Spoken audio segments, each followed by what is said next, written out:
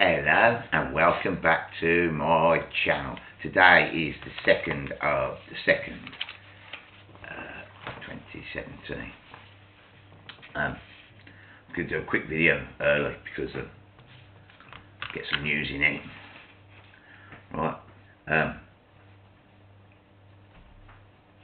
Yesterday, I don't think I had time to put this in, but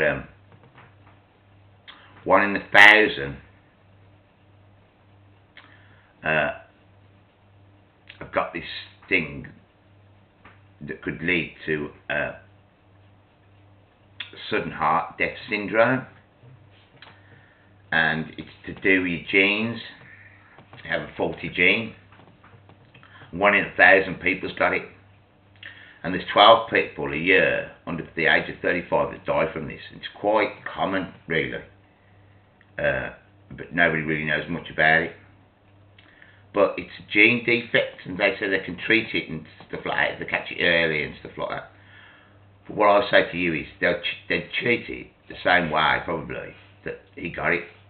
And what they can do now is there are things called molecular incisors. They use molecular incisors, and they actually get into your cells, into your DNA.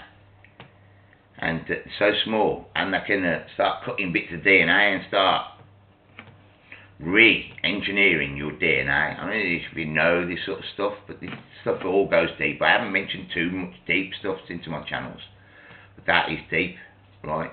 So yeah, I believe that that's probably caused on purpose. That's probably smart dust or nanobots, whatever, you know, frequencies from a distance, all that sort of stuff. Stuff that's in the food, everything's all. It's all contributing for them to be able to do this sort of thing. But yeah, it's quite worrying that, you know. But it's the fact that nobody's ever pulled this up before, or it's suddenly about. You get a lot of these things. You're going to get a lot more of them lately. And the problems with people's genes, and they're inside you, and they're messing with you. They're altering the human DNA. Okay, I'm going to move on. Istanbul had some doctors hostage yesterday. Inside a hospital, some mental psycho hospital. I think it was a patient, but didn't hear no more after that. So it's just a quick one.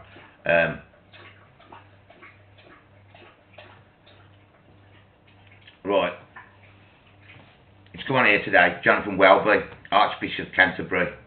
Right, he was a rich oil man. He's into the oil. He used to work for the oil industry, high up in the oil industry, put it that way. And now he's suddenly a Christian and all that. Trust me, he's not. He's just a priest. Do you know what I mean? A high priest. You know what I mean? And the Queen is above him, and she's a high priestess, if you like. That's where you get the Phoenicians, and they used to wear a golden crown and purple robes. The purple people, the Phoenicians, right? That's where you get your royalty from, and she's basically head of the church because. She is the high priestess over the church. She's over the church. She's over all that. So, yeah, I won't go too far into that because it will mislead me and I'll go miles and miles off track. But him, Jonathan Welby, rich guy, suddenly, you know, Archbishop of Canterbury. Do you know what I mean? Come on, right? But there's accusations here that the school he went to or something, it was probably an African school, I don't know about the school. It was a really quick piece, they won't put it on again. He's denied all knowledge. They said that sometimes you might hear things, this is what he said, sometimes you might hear things that say, oh God, when you stay at these private schools and things like that, you might hear, you know, in them days, you might hear, oh, keep away from him, he's a bit, you know, want to be careful of him. But he never heard nothing like that at this particular school, never, nothing. Looked straight, just came back, like, purposely not blinking all the you know, he was forcing that straightness. He's lying through his teeth. Yeah, he knows what went on. And he was recruited at that point, probably. I don't know. But anyway, it's something to do with his school days and child abuse scandals going on. Not that they've accused him yet. But you know, if he's in a position like that, you know, come on. If he's in a position like that, he's a high priestess of their religion. And it's not Christianity, if that's what you think it is. keep mentioning Trump. They go on about Trump all the time. Right, he's had a phone call. Put the phone down apparently. So they're telling us he's put the phone down on Turnbull, the Australian Prime Minister, over some about immigration, blah blah blah. He's put the phone down. It's supposed to last an hour. This phone call. He said it lasted 25 minutes. To put the phone down on him. And they keep going to mention, and every now and again they'll mention these things, and you've got to watch up on Commander-in-Chief. It's the Commander-in-Chief. They don't always call him that, but sometimes they do. But he is the Commander-in-Chief.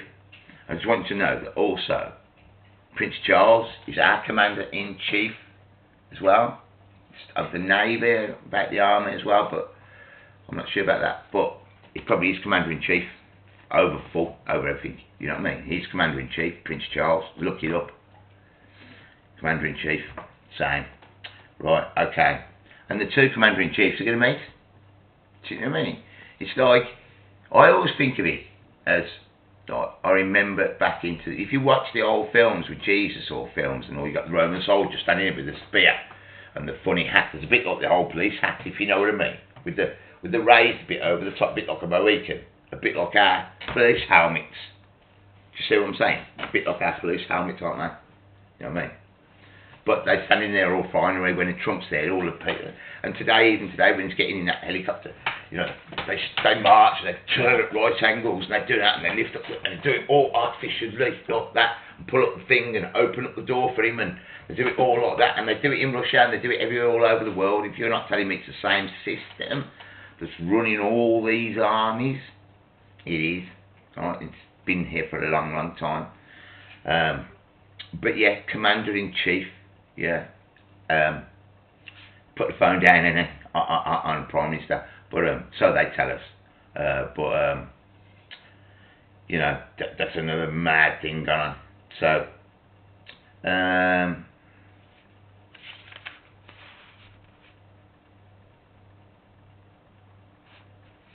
I'll throw a couple of adverts in.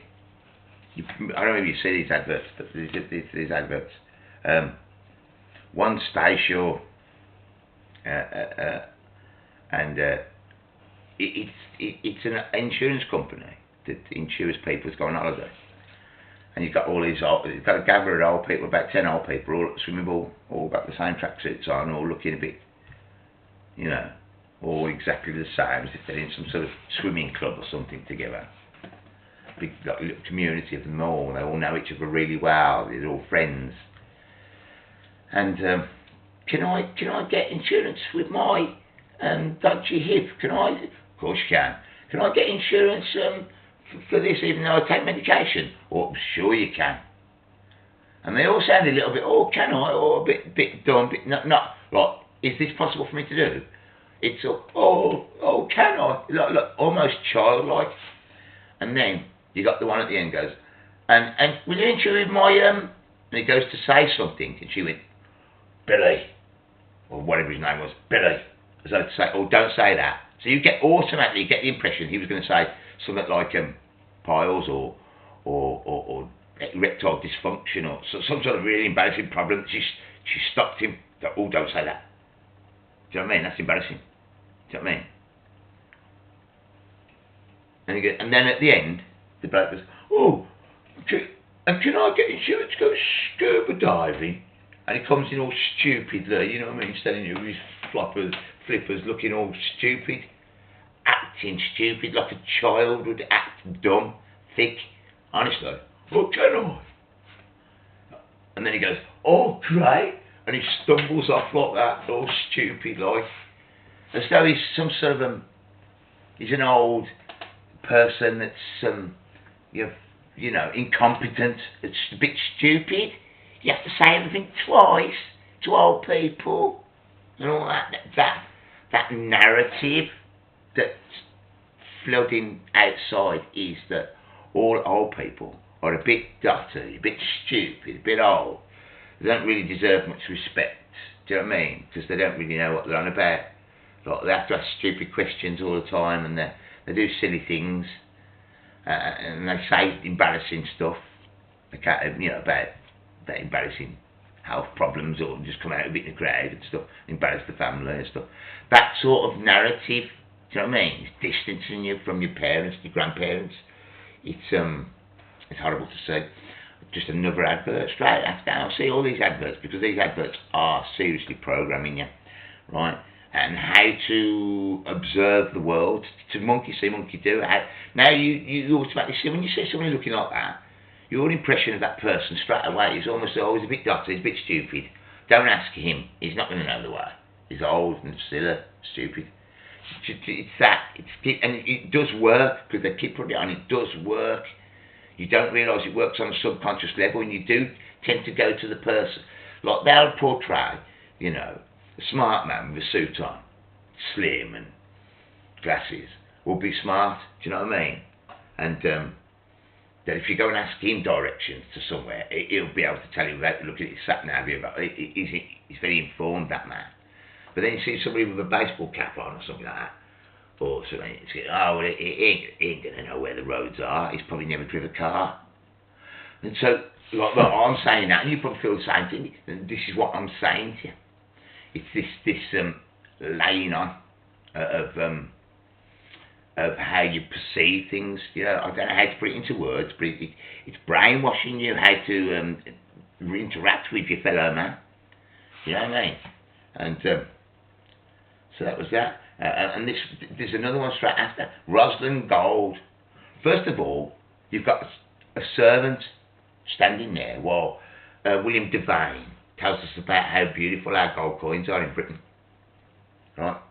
But, right, first of all, you've got a slave, because he is a slave. If it was a black guy dressed in slave gear next to a cotton picking farm with a bloke standing there like that with the authority, do you know what I mean? You go, oh, that's terrible. That's terrible. But he's only doing the same. Why does he dedicate his life to serving him in his life? You shouldn't be having personal servants like that. That's wrong. Do you know what I mean? Straight away, that's wrong. But then he goes on to say, it's not even the point. But then this is everything in it. And then he goes on to say, us Americans, you know, we hate to admit it, but you make some spiffing stuff or something like that. But that narrative there again, we hate to admit it, that you make good stuff. That he's put the whole of America in that pool there. The whole of America hate the fact that other people make nice things. What does that say to you? And he's the bloke to be looking up to, because he's the one in charge. He's the one that's got the slave. He's the one sitting back in a lovely chair and being brought a lovely cup of tea and all that.